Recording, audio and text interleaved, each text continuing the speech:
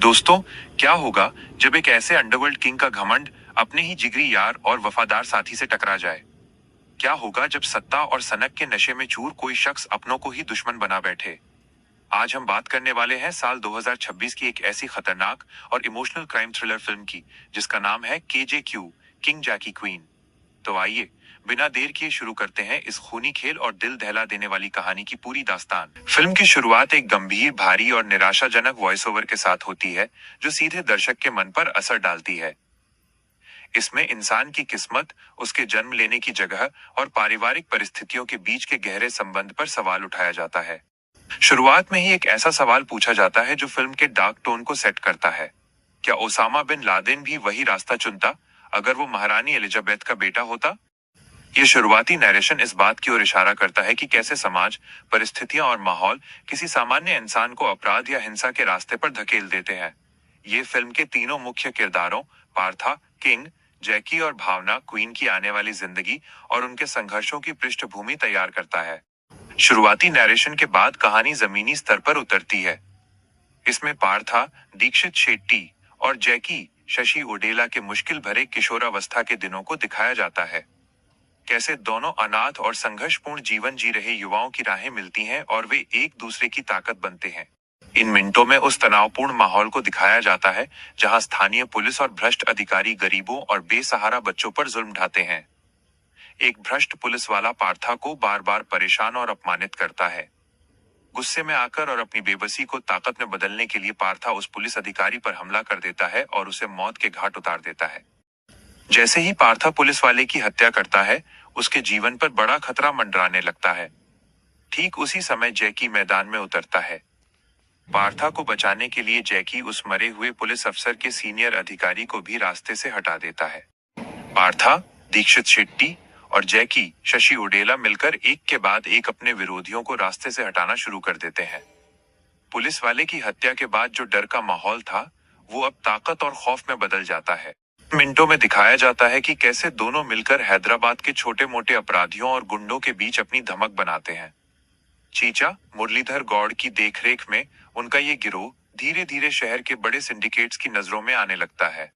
पार्था के दिमाग में जहां शहर पर पूरी तरह राज करने, किंग बनने की महत्वाकांक्षा घर करने लगती है, वहीं जैकी उसका सबसे बड़ा ढाल बनकर उभरता है।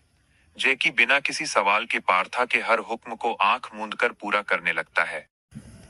इन मिनटों में दिखाया जाता है कि पार्था, दीक्षित शेट्टी और जैकी, शशि ओडेला किस तरह हैदराबाद के अंडरवर्ल्ड में अपनी जड़ें मजबूत कर चुके हैं। अब वे सिर्फ छोटे मोटे अपराधी नहीं रहे, बल्कि शहर के बड़े सिंडिकेट्स और अवैध कारोबारों पर अपना नियंत्रण बनाना शुरू कर देते हैं। जैसे जैसे पार्था का साम्राज्य और उसका खौफ बढ़ता है, उसका घमंड भी सिर चढ़कर बोलने लगता है।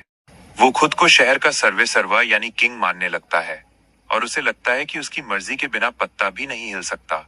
एक तरफ जहां पार्था पूरी तरह से ताकत के नशे में चूर है, वहीं उसका वफादार साथी जैकी इस खून खराबे और अराजकता के बीच अंदर से अकेला महसूस करने लगता है। वो पार्था के हर हुक्म को तो आंख मूंद कर मानता है, लेकिन उसके मन में एक खालीपन भी पनपने लगता है। इन मिनटों में फिल्म के तीसरे मुख्य किरदार यानी एक्ट्रेस भावना, युक्ति थरेजा की पर्दे पर एंट्री होती है। वो उस दौर की एक जानी मानी और खूबसूरत स्टार एक्ट्रेस दिखाई गई हैं, जो अपनी जिंदगी के पिछले फैसलों और ग्लैमर की दुनिया के तनावों से जूझ रही है। पार्था, दीक्षित शेट्टी, जो अब अंडरवर्ल्ड का बेताज बादशाह किंग बन चुका है, उसे अपनी ताकत का घमंड है। वो शहर में एक प्राइवेट बर्थडे पार्टी का आयोजन करवाता है और उसमें परफॉर्म करने के लिए एक्ट्रेस भावना को आमंत्रित नहीं बल्कि हुक्म के तौर पर करता है। भावना पार्था के इस रसूख और उसके बुलावे को साफ साफ ठुकरा देती है, एक ऐसे गैंगस्टर के सामने जिसे आज तक किसी ने ना नहीं कहा हो। एक अभिनेत्री द्वारा सरेआम मना किया जाना उसके अहंकार पर एक बहुत बड़ा आघात साबित होता है। इन मिनटों के आखिर में ये दिखाया जाता है कि कैसे पार्था इस अस्वीकृति, रिजेक्शन को सहन नहीं कर पाता। उसका यह अहंकार धीरे धीरे भावना के प्रति एक खतरनाक और अंधे पागलपन में बदलने लगता है, जो आगे चलकर पूरी कहानी का रुख मोड़ देता है। अभिनेत्री भावना, युक्ति थरेजा द्वारा पार्था का बुलावा ठुकराए जाने के बाद पार्था, दीक्षित शेट्टी का अहंकार बुरी तरह आहत हो जाता है। अंडरवर्ल्ड के किंग के रूप में उसकी आदत हर चीज को अपनी ताकत के दम पर हासिल करने की रही है, इसलिए भावना का ये इनकार उसके लिए किसी अपमान से कम नहीं होता। जहां एक तरफ पार्था इस अस्वीकृति को दिल से लगा लेता है और भावना के पीछे पागल होने लगता है, वहीं उसका वफादार साथी जैकी शशि ओडेला उसे समझाता है। जैकी पार्था को चेताता है कि एक सेलिब्रिटी या बाहरी दुनिया के मामलों में इस तरह उलझना उनके आपराधिक साम्राज्य के लिए खतरनाक साबित हो सकता है। जैकी की सलाह के बावजूद पार्था का जुनून कम होने के बजाय और ज्यादा बढ़ जाता है।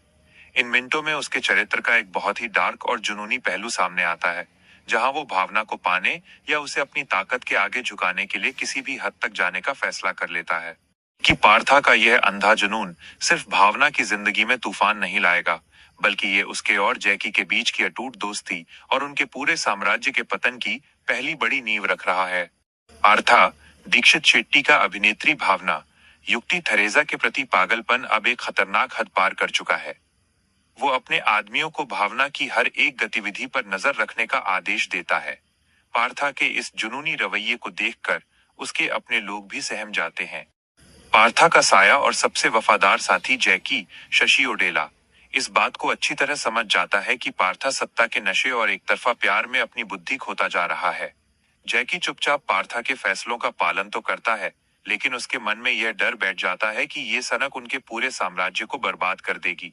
उधर भावना को यह एहसास होने लगता है कि अंडरवर्ल्ड का एक खूंखार गैंगस्टर उसके पीछे पड़ चुका है। उसकी सामान्य और फिल्मी दुनिया में अचानक से डर और खतरे का साया मंडराने लगता है, जिससे उसकी प्रोफेशनल और पर्सनल लाइफ दोनों तबाह होने लगती हैं।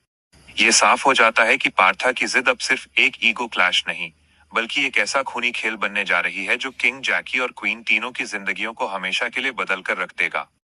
पार्था दीक्षित शेट्टी अभिनेत्री भावना युक्ति थरेजा को अपने नियंत्रण में लाने के लिए अब खुले तौर पर दबाव बनाना शुरू कर देता है। वो अपनी ताकत और रसूबे का इस्तेमाल करके भावना के काम और उसके व्यक्तिगत जीवन में बाधाएं पैदा करने लगता है, ताकि वो घुटने टेकने पर मजबूर हो जाए। इन दृश्यों में जैकी शशि ओडेला की आंतरिक कलह को गहराई से दिखाया जाता है।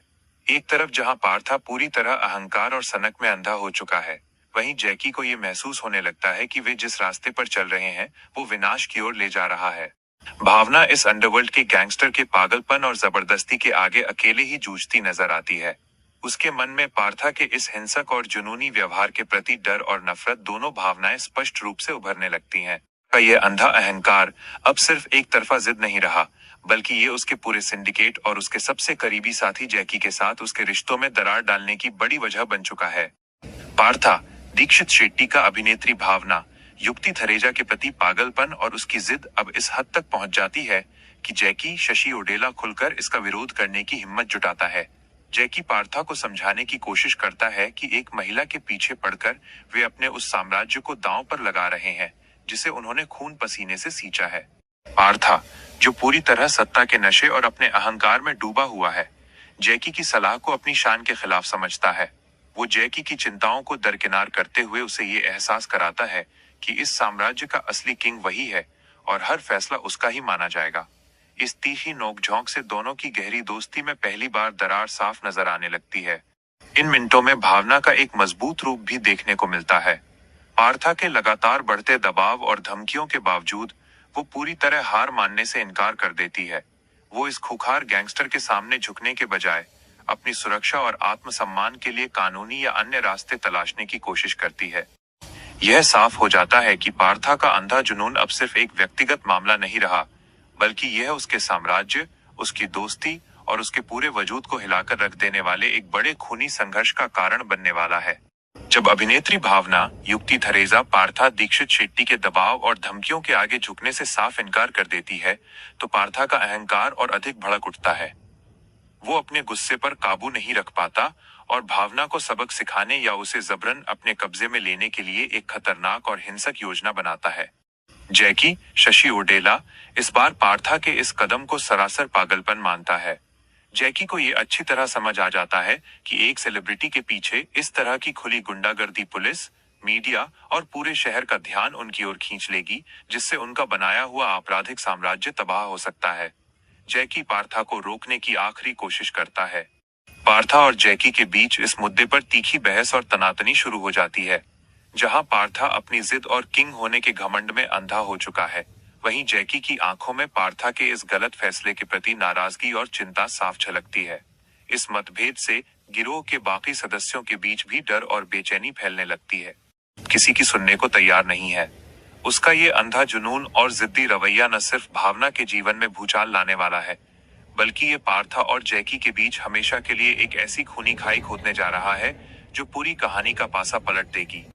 पार्था दीक्षित शेट्टी अपनी सनक और अहंकार में इस हद तक आगे निकल चुका होता है कि वो जैकी की चेतावनियों को पूरी तरह अनसुना कर देता है। वह अभिनेत्री भावना युक्ति थरेसा को जबरन अपने नियंत्रण में लाने या अपने ठिकाने पर अगवा करके लाने के लिए अपने आदमियों को खुली छूट दे देता है। इन मिनटों में ये दिखाया जाता है कि कैसे पार्था के गुंडे भावना को उसके निजी जीवन और काम के दौरान घेर लेते हैं और उसका अपहरण कर लेते हैं। भावना इस भयानक स्थिति में भी पूरी ताकत से विरोध करती है, लेकिन अंडरवर्ल्ड के इन खूंखार दरिंदों के आगे उसकी एक नहीं चलती। कि शशि ओडेला जब पार्था के इस गैर कानूनी और पागलपन भरे कदम को देखता है तो उसका अंतर्मन पूरी तरह झकझोर जाता है। जैकी को ये एहसास हो जाता है कि पार्था अब न्याय, समझदारी और दोस्ती की सीमाओं को पार कर चुका है और उसका ये अंधापन उनके पूरे गिरोह को मौत के मुंह में धकेल रहा है। पार्था के चेहरे पर अपनी जीत का घमंड साफ दिखाई देता है, जबकि जैकी की आंखों में एक गहरी निराशा और उस आने वाले विनाश का खौफ साफ झलकने लगता है, जो अब टाला नहीं जा सकता। भावना युक्ति थरेजा के अपहरण और जबरदस्ती के बाद जैकी शशि ओडेला आखिरकार पार्था दीक्षित शेट्टी के सामने खुलकर खड़ा हो जाता है। जैकी पार्था को ये समझाने की कोशिश करता है कि उसका ये अंधा अहंकार और सनक उनके द्वारा बनाए गए पूरे आपराधिक साम्राज्य को तबाह कर देगी। पार्था अपनी सत्ता के नशे और किंग होने के घमंड में इस कदर अंधा हो चुका होता है कि वो जैकी की हर चेतावनी को खारिज कर देता है। वो जैकी को ये एहसास कराता है कि इस दुनिया में केवल उसी की मर्जी चलेगी। इस तीखी बहस से दोनों जिगरी दोस्तों के बीच का रिश्ता पूरी तरह टूट की कगार पर पहुंच जाता है। अपहरण के बाद भी भावना पार्था के सामने घुटने नहीं टेकती। उसका ये अड़ियल और साहसी रुख पार्था के गुस्से को और ज्यादा भड़का देता है, जिससे स्थिति पूरी तरह नियंत्रण से बाहर होने लगती है। पार्था का अहंकार, जैकी की बिखरती वफादारी और भावना का संघर्ष अब एक ऐसे विनाशकारी मोड़ पर आ चुके हैं जहां से पीछे लौटना नामुमकिन है। यही इंटरवल के बाद कहानी सीधे उस तनावपूर्ण माहौल से शुरू होती है जहां पार्था दीक्षित शेट्टी और जैकी शशि ओडेला के रास्ते अब लगभग अलग हो चुके हैं। पार्था अपनी जिद और अहंकार के साथ आगे बढ़ रहा है, जबकि जैकी के भीतर एक गहरा अंतर्द्वंद्व चल रहा है। पार्था के ठिकाने पर कैद होने के बावजूद अभिनेत्री भावना युक्ति थरेसा जरा भी नहीं डरती। वो पार्था के सामने साफ शब्दों में कह देती है कि डर या ताकत के बल पर वो कभी उसकी नहीं बन सकती।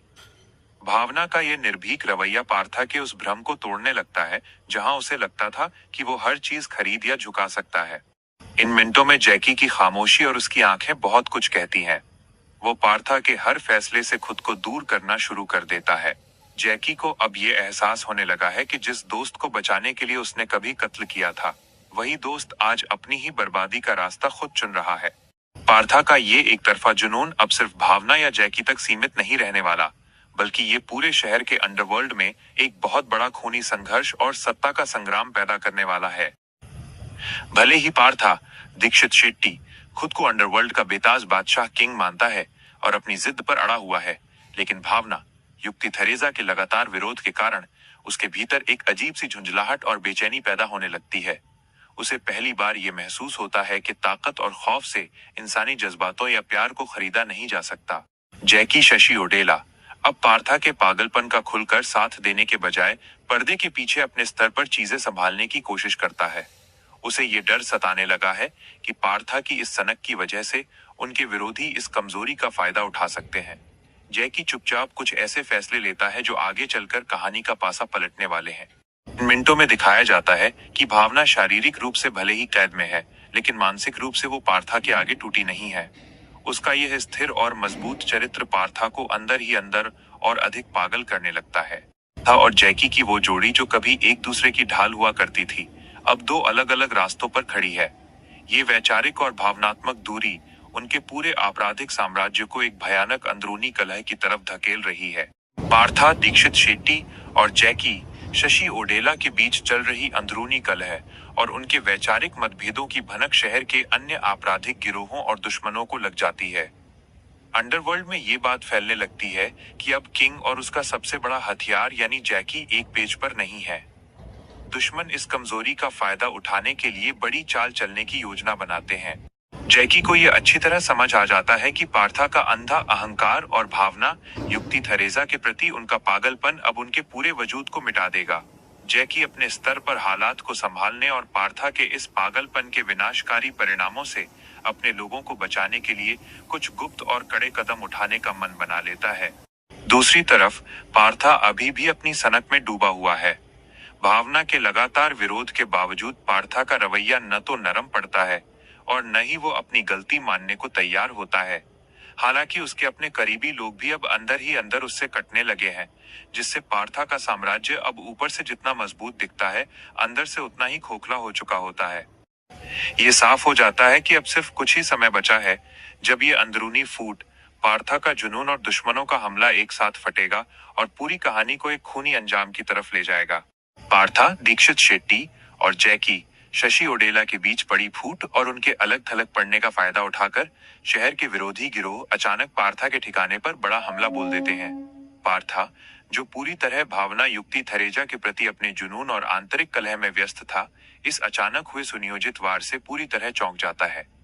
भले ही जैकी और पार्था के बीच वैचारिक मतभेद चल रहे हों और दोनों अलग जैसे हो गए हों, लेकिन जब बात दुश्मनों के हमले की आती है तो जैकी अपनी पुरानी वफादारी और यारी को नहीं भूलता।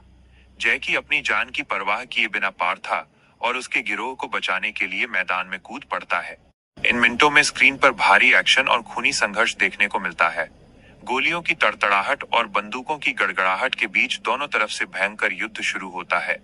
जैकी अपनी जान की बाजी लगाकर दुश्मनों के छक्के छुड़ा देता है और पार्था को सुरक्षित निकालने की कोशिश करता है। इस अचानक हुए जानलेवा हमले के बीच पार्था को आखिरकार ये एहसास होने लगता है कि उसकी सनक और अहंकार ने उसके साम्राज्य को कितना कमजोर कर दिया था। लड़ाई सिर्फ वर्चस्व की नहीं, बल्कि अस्तित्व और बचे हुए सम्मान को बचाने की एक आखिरी जंग बन चुकी है। दुश्मनों के अचानक हुए हमले के बाद पार्था, दीक्षित शेट्टी और जैकी शशि ओडेला मिलकर जवाबी कार्रवाई करते हैं। स्क्रीन पर हाई ऑक्टेन एक्शन देखने को मिलता है, जहां दोनों तरफ से अंधाधुंध गोलियां चलती हैं। जैकी अपनी जान जोखिम में डालकर पार्था की ढाल बनता है और दुश्मनों का डटकर मुकाबला करता है। इस खूनी तांडव के बीच पार्था को आखिरकार ये समझ आ जाता है कि उसका अंधा अहंकार, जिद और भावना युक्ति थेरेसा के प्रति उसका पागलपन ही इस तबाही की मुख्य वजह है। उसे इस बात का गहरा पछतावा होने लगता है कि उसने अपने सबसे वफादार साथी जैकी को खुद से दूर कर लिया था। मिनटों में एक्शन के दौरान जैकी गंभीर रूप से घायल हो जाता है। जैकी की ये हालत पार्था को अंदर से तोड़कर रख देती है। पार्था, जो अभी तक किंग होने के घमंड में चूर था, वो अपने जिगरी यार को बचाने के लिए पूरी तरह बेबस और लाचार नजर आता है। ये साफ हो जाता है कि अब ये कहानी एक बहुत ही ट्रैजिक और खूनी अंजाम की तरफ बढ़ने वाली है, जहां किंग, जैकी और क्वीन के इस त्रिकोण का अंतिम फैसला होने वाला है। दुश्मनों के हमले और उस भीषण खून खराबे के बीच पार्था, दीक्षित शेट्टी और जैकी, शशि ओडेला इस खूनी खेल के आखिरी पड़ाव पर आमने सामने आते हैं। पार्था का वो साम्राज्य, जो उसके अहंकार और अंधे कैद जुनून पर खड़ा था, पूरी तरह खंडहर में बदल चुका होता है। पार्था को बचाने की इस आखिरी जंग में जैकी गंभीर रूप से जख्मी हो जाता है। उसकी यह विदाई या उसकी हालत पार्था के पूरे वजूद को हिलाकर रख देती है। पार्था को यह समझ आ जाता है कि उसने अपनी जिद के चक्कर में अपना सबसे वफादार साथी खो दिया है। अभिनेत्री भावना, युक्ति थेरेसा इस पूरे विनाश के बीच एक मूक गवाह की तरह खड़ी नजर आती है। उसके जीवन में जो तूफान पार्था की सनक ने लाया था, वो अब शांत हो चुका है, लेकिन इस तबाही ने तीनों की जिंदगियों को पूरी तरह बर्बाद कर दिया है। इन अंतिम मिनटों में क्लासिक गैंगस्टर ड्रामा की तर्ज पर यह संदेश उभर कर आता है कि कैसे अहंकार, सत्ता की भूख और एक तरफा जिद इंसान के पूरे साम्राज्य और रिश्तों को मिट्टी में मिला देती है। इसी भारी भरकम भावनात्मक और खूनी संघर्ष और भारी गोलीबारी के शांत होने के बाद स्क्रीन पर केवल बर्बादी के निशान दिखाई देते हैं। पार्था, दीक्षित शेट्टी का खड़ा किया गया पूरा आपराधिक साम्राज्य अब मलबे और लाशों के बीच बिखर चुका होता है। जो पार्था खुद को शहर का सर्वे सर्वा और अजय किंग समझता था, वो अब पूरी तरह टूट चुका है। उसके घमंड और जिद का अंत उसके सबसे करीबी दोस्त जैकी, शशि ओडेला की भारी कीमत चुकाने के बाद होता है, जिससे उसका जीवन पूरी तरह खाली हो जाता है। अभिनेत्री भावना, युक्ति थेरेसा, जो इस पूरे खूनी संघर्ष की अनचाही वजह और केंद्र बिंदु बनी थी, वो इन दृश्यों में इस हिंसक और क्रूर दुनिया से दूर अपने रास्ते पर लौटती नजर आती है। उसके मन में इस बात का गहरा आघात होता है कि कैसे उसकी एक नाव ने दो जिगरी दोस्तों और एक पूरे साम्राज्य को नेस्तनाबूद कर दिया। अहंकार, सत्ता की लालसा और इंसान का स्वामित्व जताने वाला पागलपन अंत में सिर्फ और सिर्फ बर्बादी, अकेलापन और पछतावा ही छोड़कर जाता है। इसी भावुक और त्रासदी से बर्बादी का परिणाम और पुलिस की कार्रवाई। खूनी संघर्ष और तबाही के बाद पुलिस और कानून अपना शिकंजा कसते हैं। जो साम्राज्य कुछ समय पहले तक अपनी धमक पर चलता था, वहां अब केवल कानून के पहरे और तहस नहस हुए ठिकाने नजर आते हैं। पार्था दीक्षित शेट्टी अब या तो कानून की गिरफ्त में है या पूरी तरह से तन्हा अपनी टूटी हुई महत्वाकांक्षाओं के साथ जिंदगी के मलबे में बैठा है।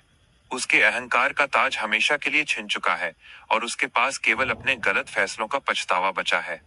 फिल्म के इन अंतिम पलों में जैकी शशि ओडेला का किरदार और उसकी वफादारी पार्था की स्मृतियों में गूंजती रहती है। यह इस बात का प्रतीक है कि पार्था ने अपने ही हाथों अपनी सबसे बड़ी ताकत, अपनी दोस्ती को खो दिया।